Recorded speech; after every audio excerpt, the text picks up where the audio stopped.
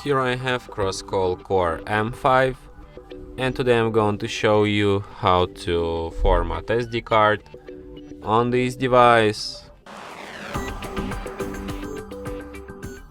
So firstly you should open Files application, then you should switch to SD card, like you scroll down here, go to SD card, tap on three dots, go to storage settings, select format and then confirm it.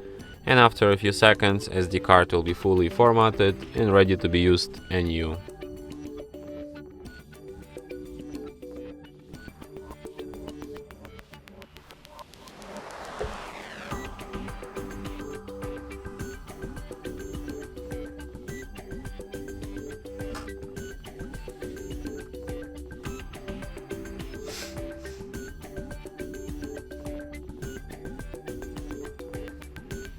And that's it.